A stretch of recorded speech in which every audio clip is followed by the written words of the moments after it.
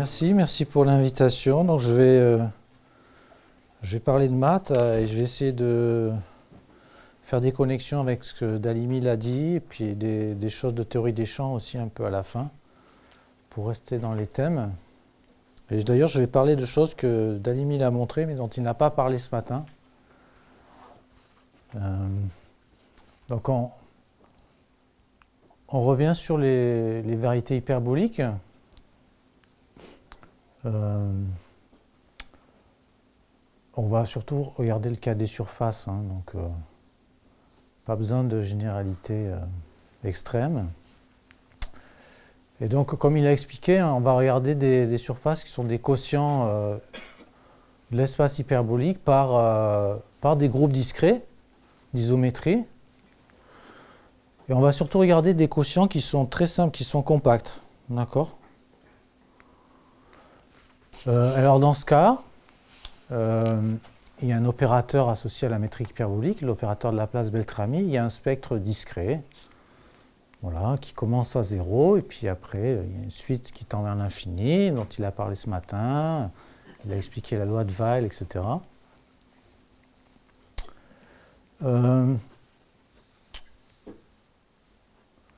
Donc évidemment, c'est un problème à plusieurs facettes et qui puise son inspiration dans plein de disciplines différentes. Effectivement, l'étude systématique, d'un point de vue mathématique, ça commence plutôt avec Courant et Hilbert, ces choses-là. Mais il y a beaucoup de motivations aussi avec la théorie des nombres qui sont venues par la suite. On a pu voir dans l'exposé de Dalimi les liens très étroits qu'il y a entre fonction propre du Laplacien et puis fonction L et question de pure théorie des nombres, a priori.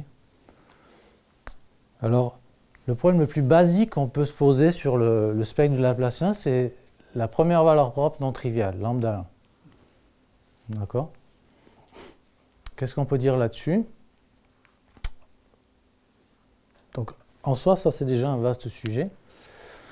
Et après, on peut essayer de comprendre le spectre un peu plus haut, hein, pour des énergies plus élevées, dans divers régimes. Alors moi, je vais parler d'un régime de grand volume, de grand genre, parce qu'il y a des choses nouvelles qui sont apparues ces dernières années là-dessus.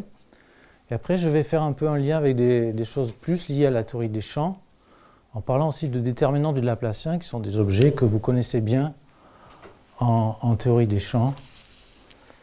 Et puis je donnerai les exemples un peu les plus simples où on regarde des revêtements abéliens. Voilà le programme. Alors, les premières choses qu'on montre en géométrie spectrale, enfin, les premiers vrais résultats du sujet, c'est l'inégalité de Cheeger qui permet de contrôler la première valeur propre. Donc c'est une inégalité isopérimétrique très générale, hein, qui regarde, quand on regarde les domaines à bord lisse dans la variété X, on regarde le rapport du volume du bord sur le volume du domaine, quand on se restreint bien sûr à des volumes plus petits que la moitié du volume total, hein, donc on prend l'inf de ce truc-là, ça existe, et lambda 1 est toujours minoré par h carré sur 4. Ça c'est l'inégalité de Cheeger. Alors, si on a d'hypothèse de courbure de Ricci minorée, il y a aussi une majoration, aussi en termes de cette constance de Cheeger H. Voilà. Donc ça vous montre bien qu'on contrôle assez bien la première valeur propre par cette constante de Cheeger. C'est lambda de X, pas de M, c'est ça? Oui, alors là, effectivement, il y a un M qui traîne qui ne devrait pas être là. Ça, c'est X ici. Merci. Hein, donc si on peut rendre la constante de Cheeger par exemple petite, ce qui est possible en restant avec une métrique hyperbolique, en pinçant la surface, eh bien, on tend à la déconnecter là, si vous voulez, et le lambda 1 va tendre vers 0. D'accord ? Donc ça vous montre que si on regarde même des surfaces hyperboliques, là, sans faire bouger la topologie, la première valeur propre peut être rendue arbitrairement petite. Alors évidemment, c'est encore plus facile si vous autorisez la métrique à être à courbure variable, d'accord ? Mais là, même en se restreignant au cas hyperbolique, on peut faire ça. Pardon, est-ce qu'il y a des exemples, des cas simples où on connaît explicitement tous les lambda-i? Absolument pas. Absolument pas, non. Mais en regardant dans le cas hyperbolique. Cet exemple, c'est clair pourquoi. Ah oui, c'est clair, bien sûr. Oui, oui. C'est clair, tout à fait, oui. Le contraire serait vraiment surprenant. Non, non. Et bon, mathématiquement, effectivement, la façon la plus géométrique de le montrer, c'est montrer que h est petit ici, ce qui est très clair sur le dessin.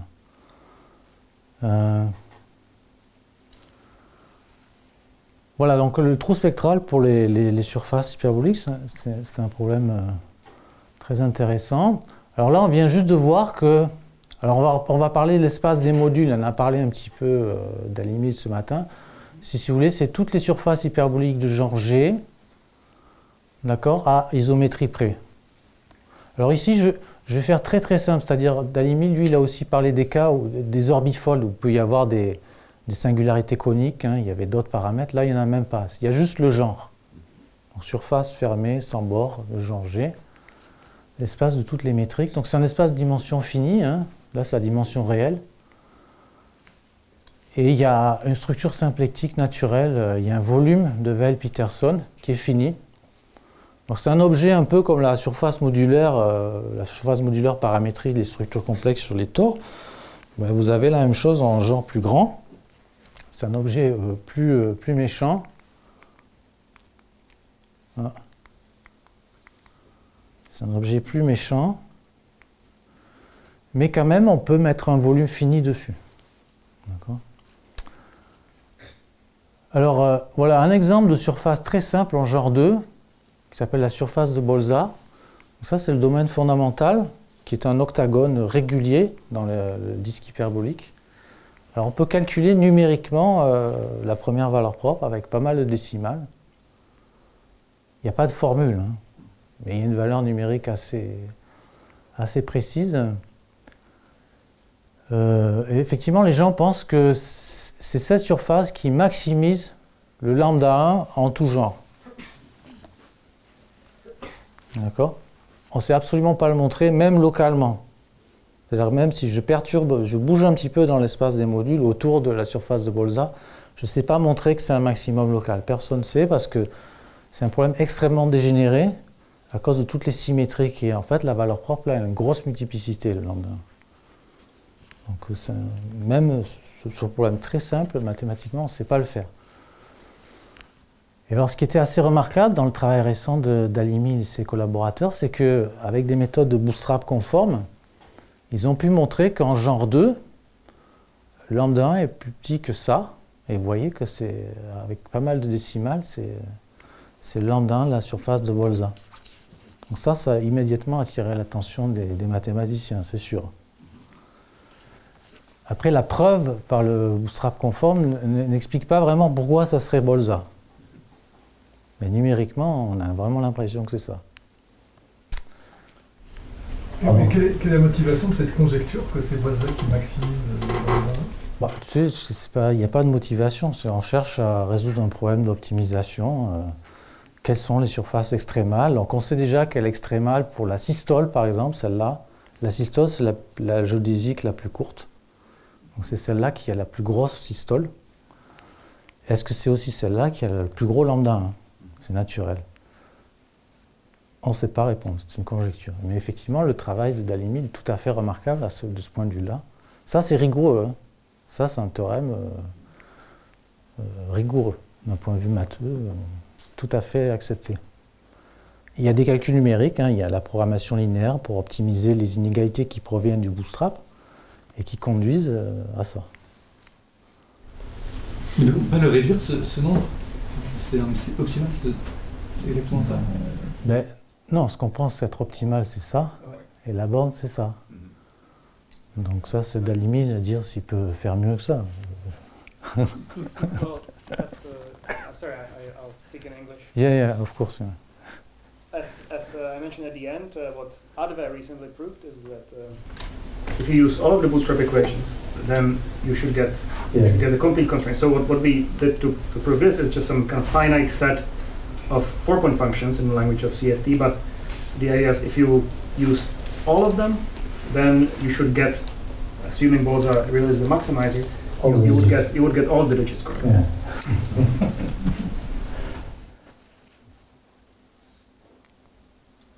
Alors, quand on augmente le genre, bah le lambda 1 il a tendance à devenir de plus petit. C'est un fait. Donc les bornes ont tendance à décroître. Effectivement, ça c'est la meilleure borne connue dans la littérature en fonction du genre. Voilà, donc vous voyez que quand je fais tendre le genre vers l'infini, mais ça tend vers un quart, donc on va avoir du mal à faire mieux qu'un quart quand le genre est très très grand. D'accord? Mais d'un autre côté, c'est très difficile d'exhiber des surfaces de grand genre avec un lambda 1 proche de un quart. En fait, on n'en connaît pas explicitement. Les familles explicites de surfaces avec lambda 1 qui tend vers un quart, on ne sait pas. Donc, dans le genre tend vers l'infini, avec lambda 1 qui tend vers un quart, on ne sait pas faire. Effectivement, c'est tout à fait lié à la conjecture de Selberg pour SL2 de Z. Donc c'est pour ça que c'est assez difficile, qui est toujours ouverte. Mais alors, très récemment, on a réussi à montrer, une communauté de gens, a réussi à montrer que d'un point de vue probabiliste, si on tire la surface au hasard, alors il y a plusieurs modèles probabilistes. Hein. Là, j'ai parlé celui du modèle de Weil-Peterson, donc le volume, voilà, la mesure lebesguienne là-dessus. Là. Si je le tire au hasard, la surface, quand le genre tend vers l'infini, la probabilité que lambda 1 soit plus petit qu'un quart moins quelque chose d'arbitrairement petit, elle tend vers 0. Donc, la majorité des surfaces, d'un point de vue probabiliste, ont un lambda 1 proche de un quart quand le genre tend vers l'infini. D'accord ? Mais on ne sait pas les exhiber. On ne sait pas les construire explicitement. Alors l'intuition derrière ça, c'est quoi? C'est que moralement, une surface de grand genre typique, elle va ressembler beaucoup localement à l'espace hyperbolique, au plan hyperbolique. Mais donc, c'est plausible que son spectre, à la limite, ressemble à celui de l'espace hyperbolique, qui est un spectre continu, un quart plus l'infini. D'accord? Ce qui expliquerait que lambda 1 doit typiquement tendre vers un quart. Est-ce que je peux poser une question? Bien sûr. Oui. Mais est-ce que vous savez, quand vous cherchez ce volume à l'intérieur de l'espace de module, quand vous tirez au sort, oui. Ensuite, est-ce qu'il y a un critère précis que vous dites, bon, cette ou est-ce qu'elles sont localisées? est bonne, l'autre n'est pas bonne, non. ou c'est vraiment... Non, c'est probabiliste, un argument probabiliste. Ça ne vraiment... donne pas de localisation des bonnes surfaces dans l'espace des modules. Ça ne vous dit même pas où elles sont. Hein. Okay. On se doute bien qu'elles ne sont pas près du bord, parce que c'est là que ça dégénère, mais on ne sait pas plus que ça. Are there some other natural measures on this moduli space for which the result could be different, or is it like a pretty much universal? No, it's basically the natural measure, but then you could, I don't know. If there is another one showing up, you could try to play with it, but not so far. I mean, you need to be able to compute volumes. Huh? That's based on Mirzakhani work, basically, an extension, further extension of that. So it works only for Weil-Peterson. Voilà, donc les preuves, il y a eu plusieurs... Alors, il y a toute une foultitude de résultats qui sont tombés ces dernières années. Si on parle juste de Weil-Peterson, il y a déjà 2 preuves indépendantes, assez indépendantes de ce résultat. On peut dire que, grossièrement, les mathématiciens se sont beaucoup inspirés de la théorie des graphes aléatoires pour attaquer ces résultats-là. Et notamment des travaux de Friedman. Dans ces résultats, dans ces techniques, il y a, si vous voulez, très forte inspiration et même l'utilisation de résultats issus de la théorie des probabilités libres et de ce qu'on appelle la convergence forte. Je n'aurai pas le temps d'en parler, Mais c'est vraiment le point central de tous ces travaux, en fait. Même pour White-Peterson, la deuxième preuve indépendante utilise une méthode qui est liée à la convergence forte. Donc voilà, il y a beaucoup d'inspiration venant de la théorie des graphes aléatoires. Bien sûr, on ne peut pas transposer les techniques de manière triviale, hein, mais il y a une forte inspiration. Alors on peut dire des choses assez rigolotes aussi, c'est-à-dire que si on regarde tous les points limites des lambda 1, quand le genre tend vers l'infini, ben ça peut faire tout l'intervalle 0, 1 quart. Voilà. Alors on peut même le montrer aussi si on se restreint à des surfaces arithmétiques. Si on prend juste des limites de surface arithmétique, on regarde les points limites de lambda 1, ça remplit tout l'intervalle 0, 1 quart. Et on peut aussi décrire ce qui se passe un peu plus haut dans le spectre, les trous spectraux, les écarts entre des valeurs propres successives plus haut dans le spectre, c'est la même chose. Voilà, donc il y a plusieurs variantes de ce résultat. Alors ils ont montré quelque chose un petit peu plus fort, c'est-à-dire qu'on pouvait montrer la même chose en regardant ce qu'on appelle la partie épaisse de l'espace des modules, c'est-à-dire on ne va pas trop près du bord. Donc si on se fixe un epsilon et qu'on reste à distance au moins epsilon du bord, le même résultat est vrai. Ce qui donne une petite information spatiale sur l'endroit où trouver un peu les surfaces qui vont avoir un gros trou spectral. Pourquoi c'est encore un quart? Bah, oui, alors là c'est un peu plus mystérieux, hein, mais bon, si on regarde les preuves, ça utilise vraiment le trou spectral pour le lambda 1. En fait, l'input principal, c'est ce qui est montré pour lambda 1, pour ce résultat-là. Après, pourquoi ça va être un quart, là, je ne peux pas l'expliquer en termes géométriques simples. Je n'ai pas d'heuristique immédiate pour expliquer pourquoi ça va continuer à être un quart pour ce qu'il y a au-dessus. Après, il faut bien voir, là c'est fixé. Hein. C'est fixé, on ne fait pas bouger quart avec le genre. Hein.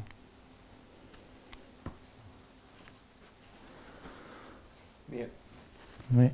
je cherche juste à comprendre comment vous parvenez à démontrer les résultats probabilistes sans calculer lambda pour quelconque surface. Est-ce qu'il y a une formule magique? Oui. Alors, l'intégrale de lambda 1 égale quelque chose? Oui, alors c'est basé. La première chose, c'est la formule de trace de Selberg, oui. Voilà, qui lie le spectre du Laplacien avec le spectre des longueurs. Oui. Et donc après, on calcule on prend des fonctions de TS bien choisies, on calcule leurs espérances, et après on calcule ce qui se passe du point de vue géométrique. C'est-à-dire qu'on oublie le spectre et on calcule essentiellement des sommes de longueurs des géodésiques périodiques moyennées sur l'espace des modules. Voilà.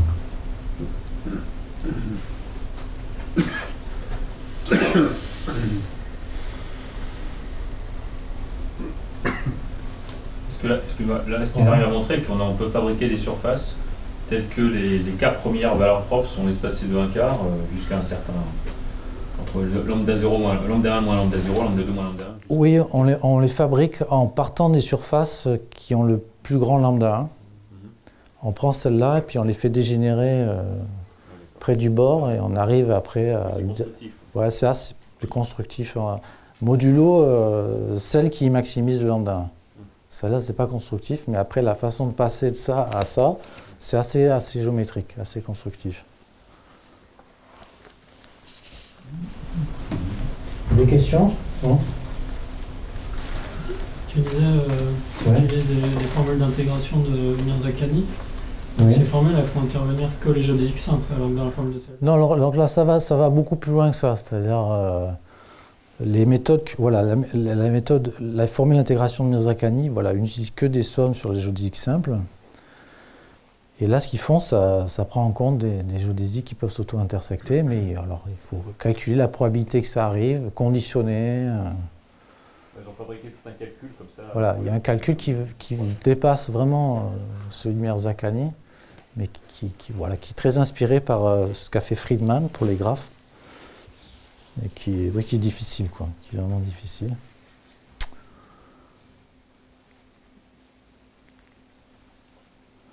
Alors maintenant, Bon, vous dites, bon, lambda 1, c'est bien, mais est-ce qu'on peut dire des choses dans le spectre un peu plus haut, quoi? Qu'est-ce qui se passe Et c'est là qu'on va rejoindre des conjectures un peu de chaos quantique qui ont été formulées un peu dans les années 80.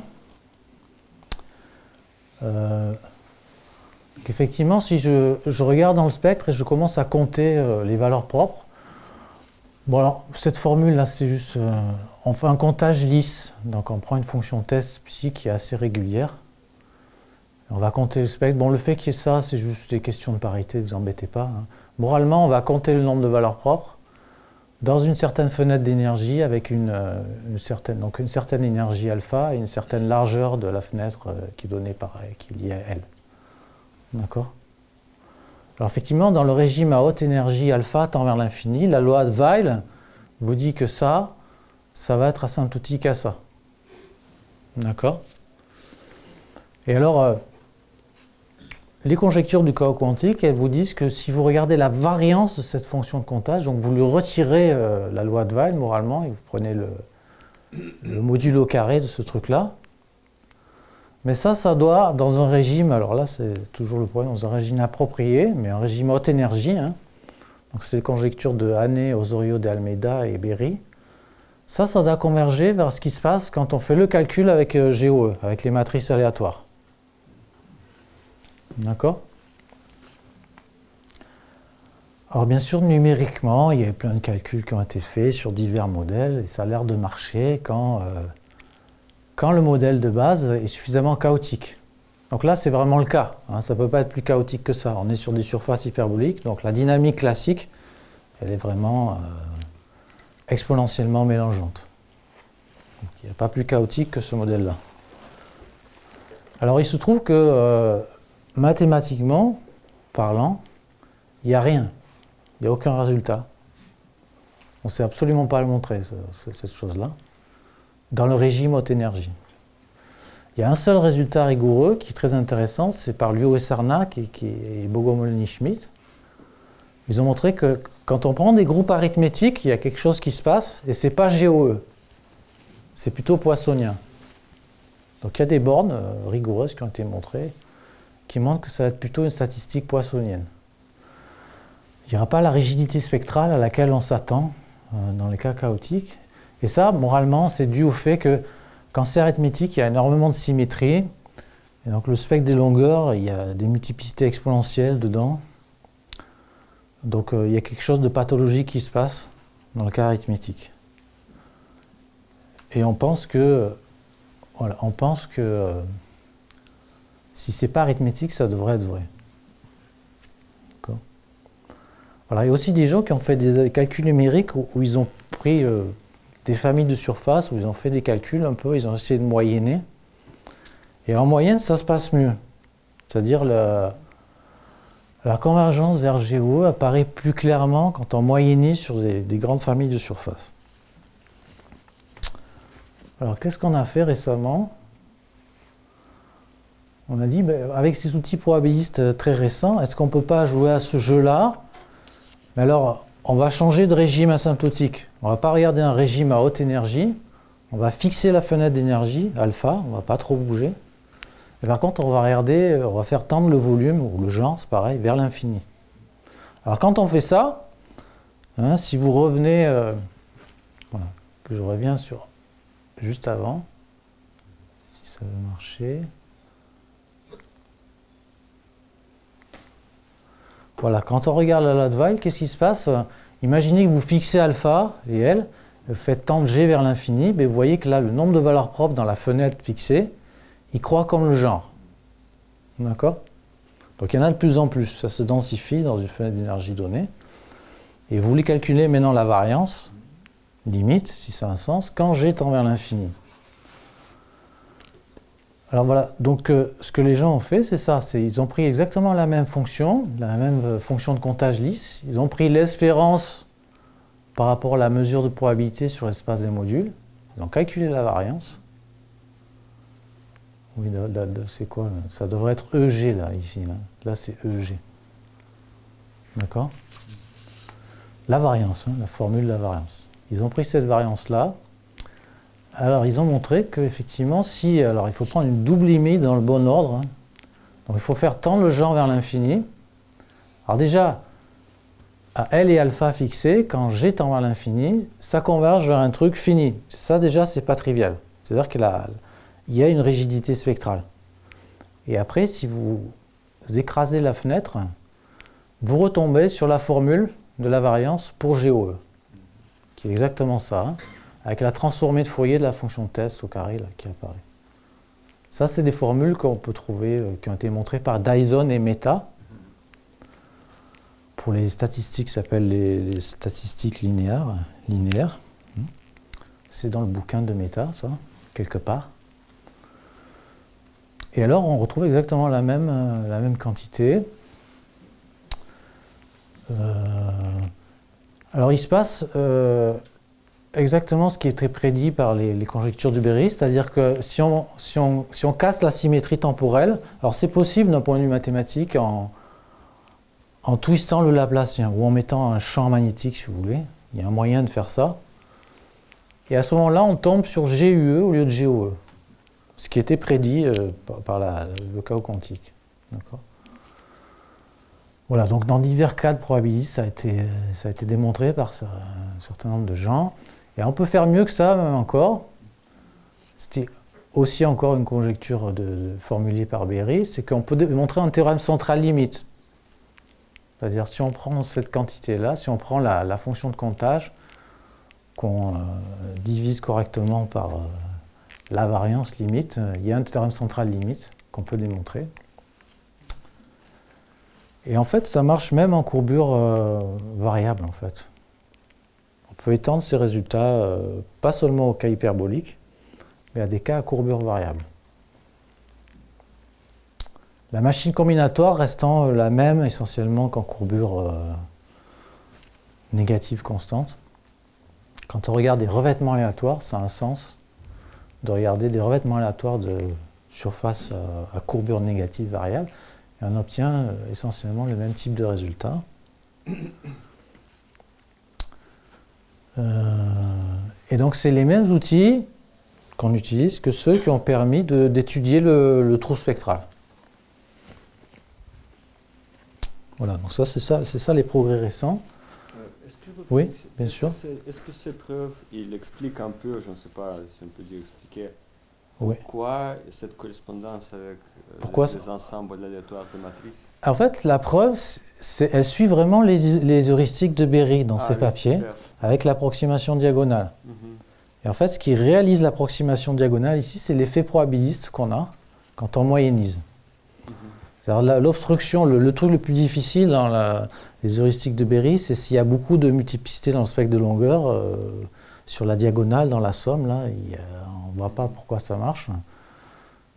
Et puis aussi, pourquoi en dehors de la diagonale, ça se cancellerait comme ça. Et la machine probabiliste, elle fait ça. Voilà. Donc effectivement, on peut presque décalquer la preuve de Berry et mettre les calculs d'espérance par-dessus, et ça réalise vraiment l'approximation diagonale. D'autres questions là sur ça? Oui. La conjecture des physiciens, c'est quand même sur des échelles d'écart d'énergie beaucoup plus petits que ce qu'on arrive à montrer ici. Oui. Alors voilà, là effectivement, il y a des progrès à faire, c'est-à-dire, est-ce qu'on peut enlever la double limite et puis regarder les choses à des échelles, à des bonnes échelles. Ça, c'est pas fait. D'accord? Ça ressemble un peu à une arnaque, ça, quand même, parce que c'est vraiment, je prends la première limite, clac, j'obtiens un truc, et après, je fais tendre le truc. Déjà, il faudrait coupler les deux. D'accord? Pour ça, c'est peut-être faisable, ça. Mais ça va être toujours des échelles log, hein. Ça va être une dépendance logarithmique entre le genre et L, et alpha. Et on sera très très loin d'arriver à capturer plus que juste le form factor, quoi, juste le premier terme dans le développement asymptotique du form factor, pour ceux qui voient ce que je veux dire. Donc c'est vraiment une information assez réduite, hein, la loi limite, la statistique limite spectrale.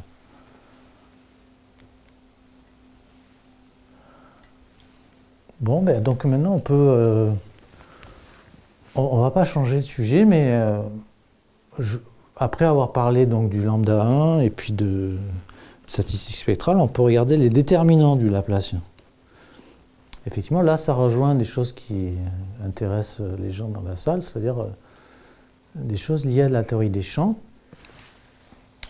Alors, je rappelle des choses que vous connaissez très bien, je pense. C'est qu'un moyen de formaliser les intégrales de chemin, c'est de partir de ce genre de formule-là et de dire, ben voilà, si je veux donner un sens à cette fonction de partition-là, ou en intégrer sur toutes les fonctions aléatoires phi, hein, ben, il faudrait donner un sens à ça, c'est-à-dire un déterminant du Laplacien. Et ça, on sait faire depuis longtemps. La méthode est la suivante.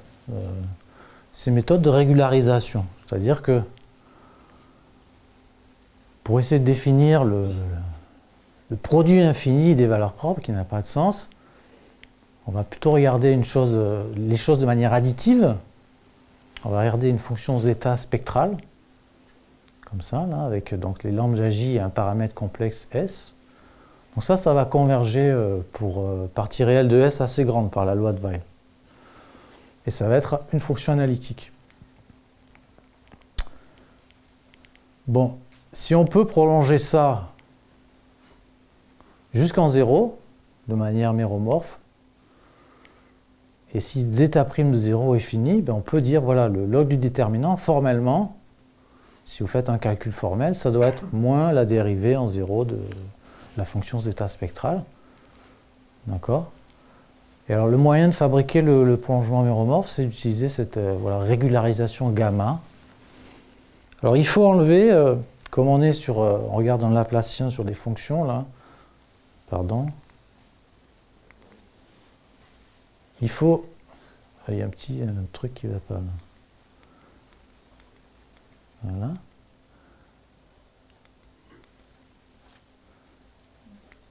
Il faut enlever les fonctions constantes, d'accord? Il faut enlever la valeur propre 1 ici. Il faut les retirer, hein. C'est normal parce que ça correspond à la valeur propre 0.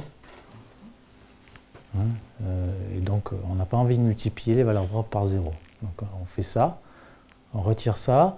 Et alors, effectivement, ça, d'accord? Ça, c'est la fonction zeta spectrale pour partie réelle de S assez grande. Et effectivement, ce terme-là, on peut l'interpréter comme la trace du noyau de la chaleur, la trace du propagateur de la chaleur. D'accord. Et alors, pour faire un prolongement méromorphe de ça, ce qui compte, c'est ce qui se passe près de 0. C'est ça qui nous gêne. Hein. Donc, ça veut dire que là, il faut des asymptotiques en temps court du noyau de la chaleur pour pouvoir faire sortir les termes dans le développement et prolonger à la main la fonction zeta. Et donc, ça, c'est bien connu. C'est bien connu, les asymptotiques du noyau de la chaleur en temps court sont de ce type-là. Donc vous insérez ça dans la formule, et puis à chaque fois que vous avez une puissance de 2, vous faites le prolongement à la main, ça fait sortir des fonctions gamma. Hein. Et vous avez votre définition rigoureusement correcte du déterminant de Laplacien. Ça, c'est classique. Voilà, donc ce que je vais regarder dans la suite, c'est... cette fonction de partition, là, le déterminant de Laplacien, qu'est-ce qu'on peut dire voilà, quand on prend le log de z divisé par le volume? Alors ça, on m'a dit que c'était une quantité physique intensive. Ça a un sens de s'intéresser à ça. Et en particulier, qu'est-ce qui se passe si on prend une limite de grand volume? Qu'est-ce qu'on peut en faire? Bon, je vous laisse décider si c'est pertinent d'un point de vue physique ou pas. Je vais vous donner une autre motivation plutôt mathématique. Bon, voilà. Donc là, on va essayer de s'intéresser à ce problème-là en utilisant une partie de la technologie dont j'ai parlé précédemment, qui permet d'y répondre partiellement.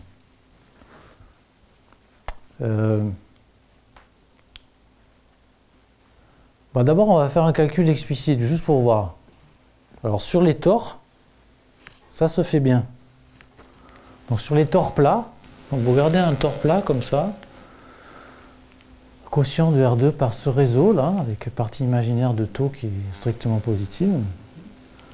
Le déterminant du Laplacien pour la métrique plate, hein, c'est donné par ça. Et il y a une forme modulaire qui apparaît, qui n'est pas celle que Dalimil a écrite ce matin. Elle est plus compliquée celle-là, c'est celle de Dedekind. Donc le poids, je ne sais plus ce que c'est là, ça doit être the weight of this modular form is I guess one half. yeah. No, but there is some 12 here, so it might be 24 or well, 1/2. This one, okay. Yeah, okay, so it's okay. Bon, ce qui compte, c'est que c'est assez explicite. Donc on peut calculer à la main ce qui se passe quand je fais tendre le volume vers l'infini. Et le volume, c'est la partie imaginaire de taux. Donc on peut faire le calcul et ça converge toujours, quelle que soit la façon dont vous prenez taux. Si vous faites tendre la partie imaginaire vers l'infini, ça tend vers cette quantité-là, moins pi sur 3. Donc il y a une limite qui apparaît. C'est essentiellement le seul exemple explicite que je connais avec les variétés. Alors, on peut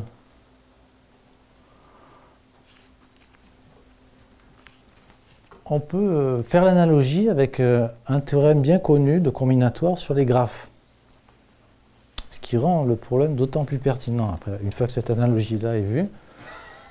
Il y a un théorème bien connu de Kirchhoff qui dit la chose suivante. Alors maintenant, on oublie les variétés, on pense à un graphe régulier. Donc on prend des graphes finis, connexes, K régulier, K va être fixé, et on va faire essentiellement, on va regarder ce qui se passe quand la taille du graphe, c'est-à-dire le nombre de sommets tend vers l'infini. Et K est fixé. D'accord? Donc on regarde le spectre de la matrice d'adjacence, si vous voulez. Donc il y a un spectre fini, c'est une brève matrice, et donc on peut leur donner comme ça. La première valeur propre, c'est K, d'accord? Puis après ça décroît, ça peut être éventuellement jusqu'à moins K. Alors si vous translatez de K fois l'identité, vous obtenez ce qu'on appelle le Laplacien combinatoire sur le graphe. Lui ressemble plus à un Laplacien sur une variété. Et alors il y a une très jolie formule due à Kirchhoff, qui dit que, alors, le star, là, ça veut dire j'enlève la valeur propre 0, comme d'habitude. Je retire les fonctions constantes. Je fais le produit des valeurs propres non nulles. Eh bien, c'est quoi? C'est une quantité purement combinatoire. Ben, c'est la taille du graphe fois le h de x, qu'on appelle le nombre d'arbres couvrants. D'accord? Donc, un arbre couvrant, c'est un arbre dont les sommets coïncident avec tous les sommets du graphe. Mais il n'y a pas de boucle. Donc vous essayez de fabriquer un arbre couvrant, essentiellement, ça veut dire que vous essayez de déconnecter toutes les boucles. Et alors il y en a plein d'arbres couvrants, en général. On va voir bientôt. Et ça, c'est ça le déterminant du Laplacien. Donc en particulier, s'intéresser à ça, log de h de x sur x, c'est-à-dire regarder essentiellement log du déterminant divisé par la taille du graphe, c'est essayer de comprendre le taux de croissance du nombre d'arbres couvrants quand la taille de l'arbre tend vers l'infini. Donc c'est typiquement exponentiel, mais quel est le taux? Est-ce qu'on peut le calculer? Alors oui, on peut. Alors on peut. Typiquement, on peut le calculer. Donc il y a un théorème de Mackay qui montre que si vous regardez sur tous les graphes K réguliers, vous faites tendre, vous prenez le sup et vous faites tendre la taille du graphe vers l'infini, et bien cette quantité-là, le log du nombre d'arbres couvrants divisé par la taille, ça converge vers un truc explicite qui ne dépend que du degré. C'est ça. Ça se calcule. D'accord? Donc ça, c'est assez remarquable. Et alors, les gens ont montré que cette borne-là, elle est assez typique, c'est-à-dire si on tire les graphes au hasard, typiquement la borne va être saturée. Le taux de croissance exponentielle du nombre d'arbres couvrants va être vraiment donné par cette constante log de CK. Là. Et alors, on sait les réaliser de manière assez explicite par ce qu'on appelle les graphes de Ramanujan. C'est-à-dire les graphes de Ramanujan, ce sont ceux qui ont le trou spectral maximal. Donc il y a une construction arithmétique qui permet de les fabriquer. Et eux vont maximiser le taux de croissance d'arbres couvrants. Ils vont réaliser la constante CK. Voilà. Alors, ce qui est amusant, c'est qu'on peut voir que si on prend des graphes qui ne sont pas typiques, qui ne sont pas des graphes qu'on va croiser facilement en tirant au hasard. Alors typiquement, c'est des graphes de Cayley de groupe abélien. Donc une structure bien particulière. Donc vous prenez par exemple le graphe cyclique, c'est un exemple. Alors là, c'est facile de voir que la limite est nulle parce que le nombre d'arbres couvrants, c'est la taille du graphe. C'est un cycle. Donc il suffit d'enlever une arête et ça y est, ça fait un arbre couvrant. Donc il y en a n. Mais dès que vous prenez des graphes de Cayley de groupe abélien non cycliques, il y a une limite qui est positive. Donc il y a quand même une croissance exponentielle du nombre d'arbres couvrants, mais elle n'est pas maximale, elle n'est pas typique. Ce n'est pas celle de la loi de Mackay. Donc vous pouvez vous amuser à calculer ça pour par exemple des graphes sur un tore. Là. Donc z sur un z croise n sur un z, et ça se calcule en fait. Ça fait cette intégrale-là. Bon. Vous avez déjà vu ces intégrales-là. Quand on regarde des chaînes de spin 1D et des limites, on tombe sur ce genre de choses. C'est pas un hasard. Et ça, c'est beaucoup plus petit, légèrement plus petit que la constante de Mackay. Donc ça, c'est rigolo. Il y a une croissance exponentielle, mais elle n'est pas atypique, c'est pas l'exposant maximal. Donc même pour les graphes, je pense que tout n'est pas encore compris à ce niveau-là. D'accord. Donc ça, c'est pour moi une motivation assez intéressante pour regarder le cas des variétés. Alors, effectivement, bon,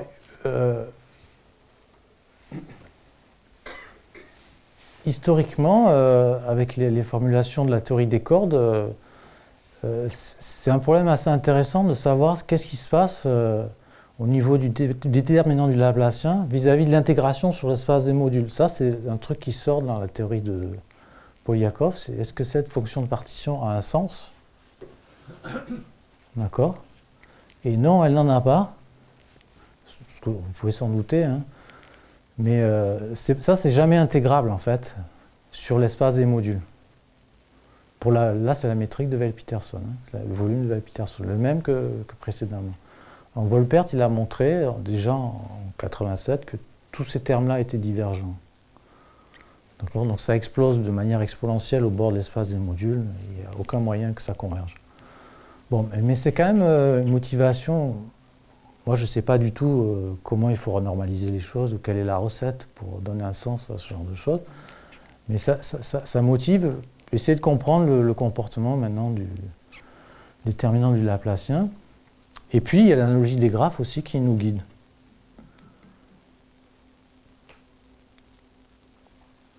Et donc, effectivement, on peut dire quelque chose avec la machine probabiliste. On peut montrer que quand on regarde log det divisé par le volume, eh bien, avec grande probabilité, ça tend vers une constante universelle.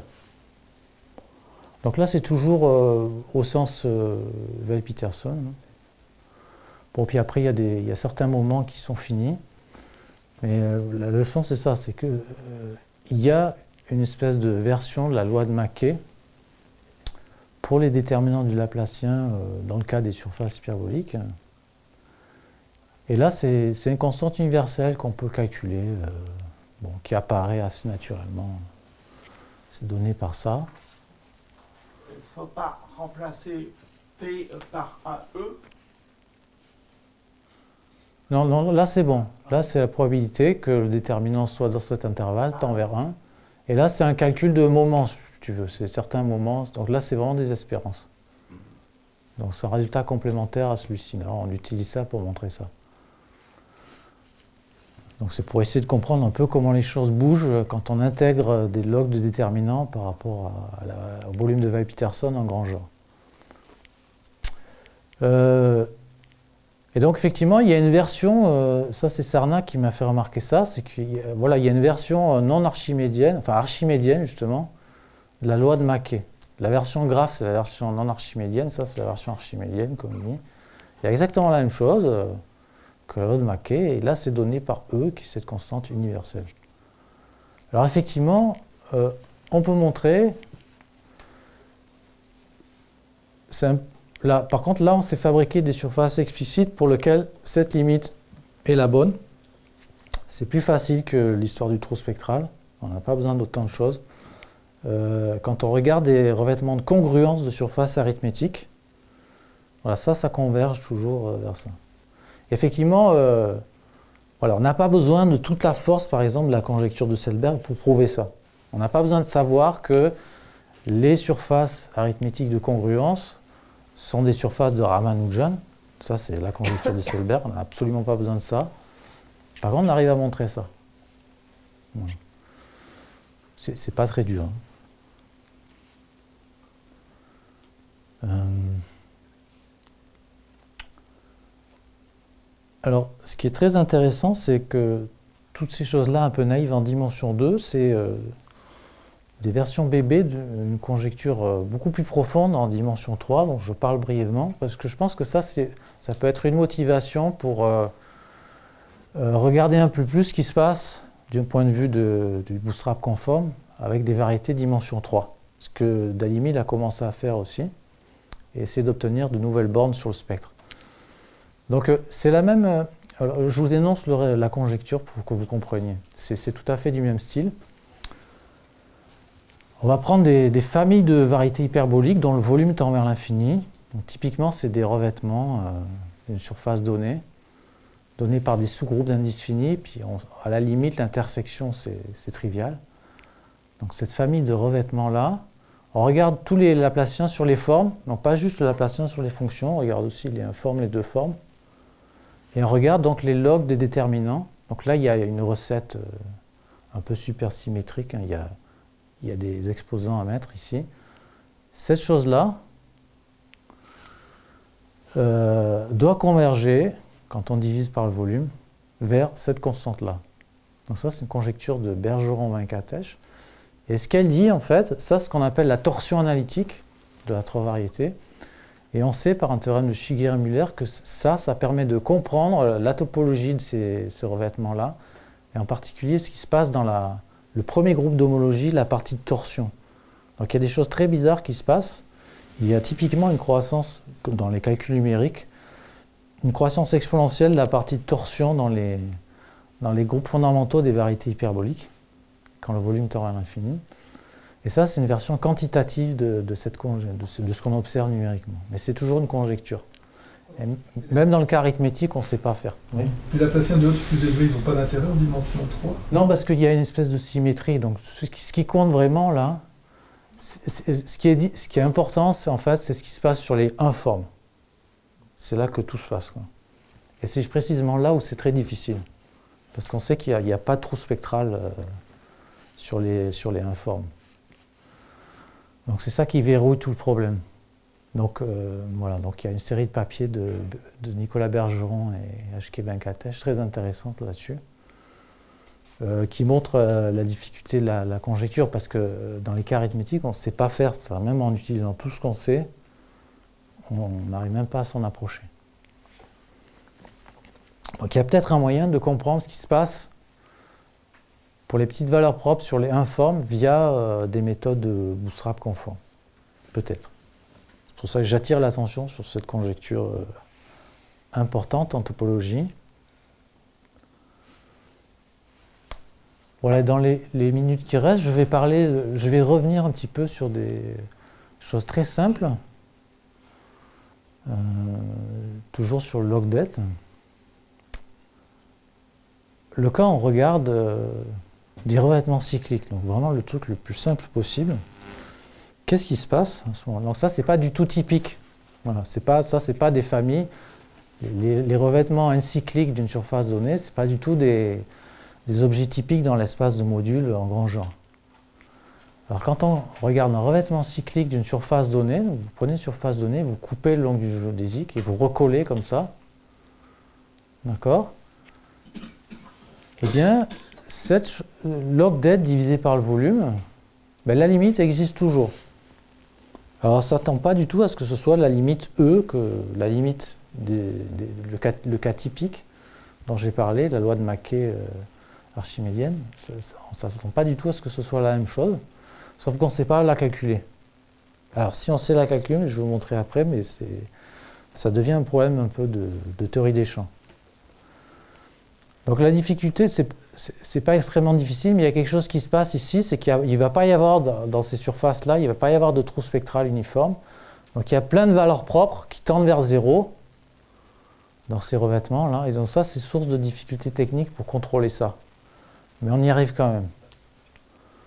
Et alors on aimerait bien comprendre qu'est-ce que c'est que cette limite. Est-ce que c'est négatif, positif? Est-ce que ça peut être nul, par exemple? Pour le graphe cyclique, c'est nul. Est-ce que pour un revêtement cyclique, c'est nul? Probablement pas, mais on n'a pas encore répondu à la question. Donc c'est intéressant.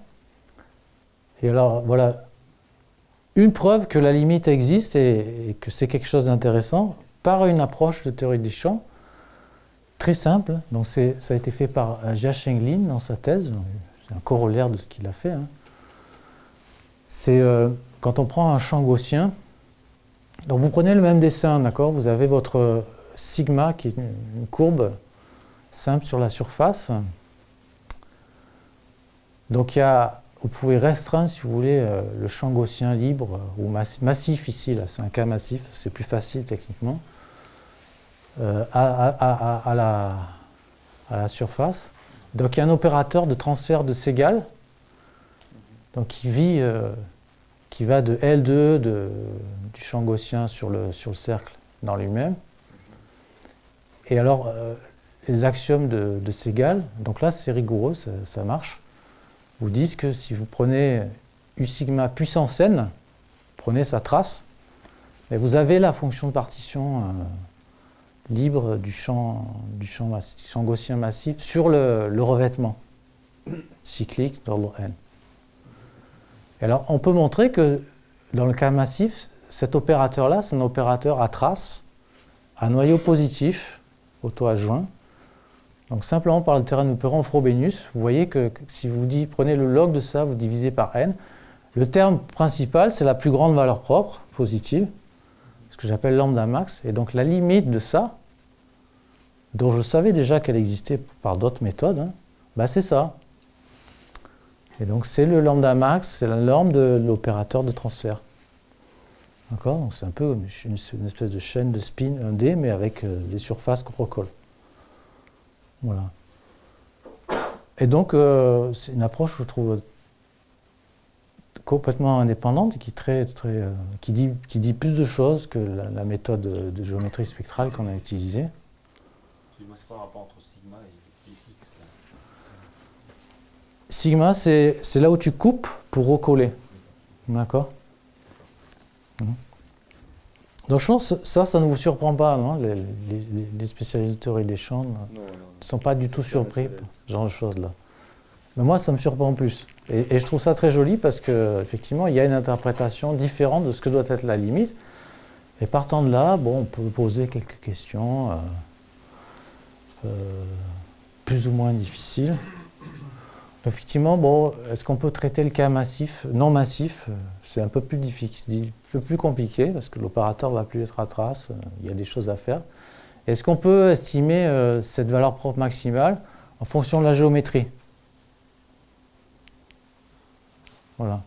En particulier, est-ce que ça peut être 1? Parce que si c'est 1, ça veut dire que ça tend vers 0 la limite, comme dans le cas du graphe cyclique. Est-ce qu'on peut décrire l'ensemble de tous ces points limites-là quand on fait varier la surface de base dans l'espace des modules?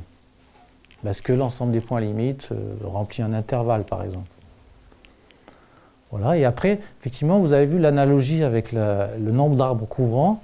Est-ce que est-ce qu'on peut utiliser les axiomes de Segal pour donner un sens un peu rigoureux, essayer de montrer qu'on peut, en faisant par exemple des découpages en pantalon, réécrire le déterminant du Laplacien à l'aide de produits d'opérateurs comme ça et en tirer des nouvelles bornes meilleures que celles qu'on peut déduire avec la formule des traces de Selberg pour les déterminants du Laplacien. Voilà. Et c'est bon, je suis à 14h30, je m'arrête là.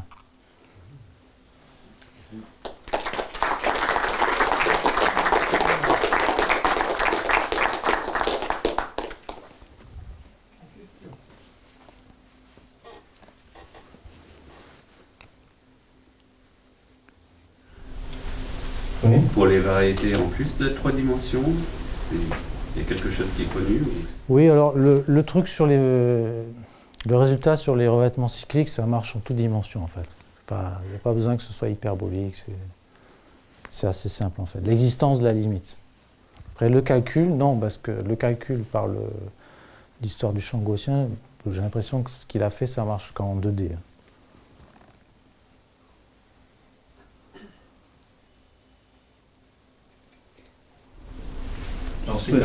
Quelle est ton opinion sur lambda max égale 1?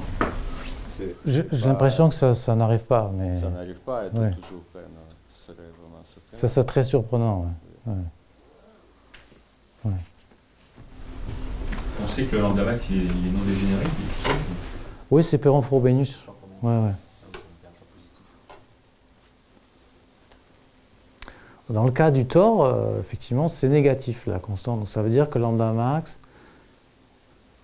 si ça ressemble au tore, il doit être strictement plus petit que 1. Voilà. Bon, si ça se calcule, ça ne doit pas être très dur à faire. Hein.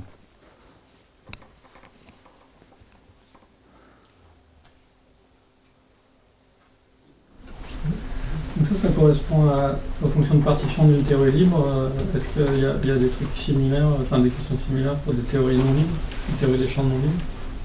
Oui, donc là, c'est ce qu'il a fait dans sa thèse Jiashanging, ça inclut aussi des perturbations quadratiques. C'est pas que le cas du champ gaussien libre. Tu l'avais estimé? Oui. La perturbation quadratique, ça veut dire toujours, dans le langage de physique, libre. Oui. Mais c'est pas phi, quoi, c'est pas un polynôme du champ. Si, c'est phi.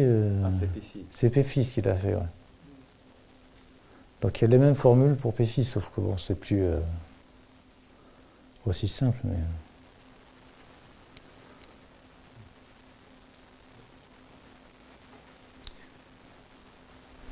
Est-ce que lambda max a été calculé sur des exemples particuliers? Si tu veux, bon, le calcul que je t'ai montré sur le tore, il te calcule lambda max dans ce cas-là, par la forme modulaire. Mais après, même juste dans le cas hyperbolique, je ne sais pas. Il y a une formule, hein, ça correspond à la torsion L2 du Z revêtement de la surface, avec des noyaux de la chaleur, mais c'est pas vraiment explicite.